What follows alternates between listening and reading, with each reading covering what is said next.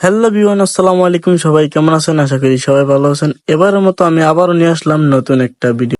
এই ভিডিওতে আপনাদেরকে একটা ইটের ব্রিক ফিল্ড দেখানো হবে। এই ইটের ব্রিক ফিল্ডটা কোন জায়গায় অবশ্যই আপনাদেরকে বলবো। তার আগে আমার একটি অনুরোধ, ভিডিওটা না টেনে সম্পূর্ণ ভিডিওটা দেখার অনুরোধ রইল।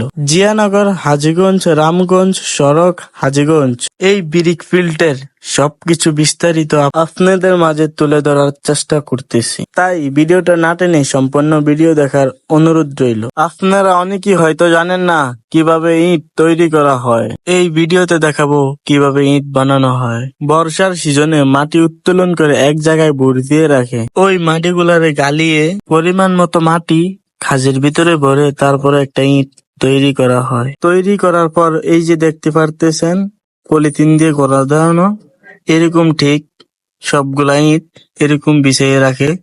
তারপর ইটটারে অনেক তাপমাত্রার মাঝে পোড়া দেওয়ানো হয়। তারপর পরিপূর্ণভাবে একটা ইট তৈরি করা হয়। আসল কথা হলো, আপনারা যারা বিল্ডিং নির্মাণ করতে চান, আজকের ভিডিওটা তাদের জন্য খুব স্পেশাল হতে যাচ্ছে। তাই আপনারা যারা সরাসরি ব্রিক ফিল্ড থেকে ইট কিনতে চান, তারা এক্ষুনি চলে আসুন মজুমদার বিলাস। এখানে পাচ্ছেন রড, সিমেন্ট, ইট, বালু, পাথর, কণা সিলেকশন। এখানে পাইকারি ও খুচরা বিক্রি করা হয়।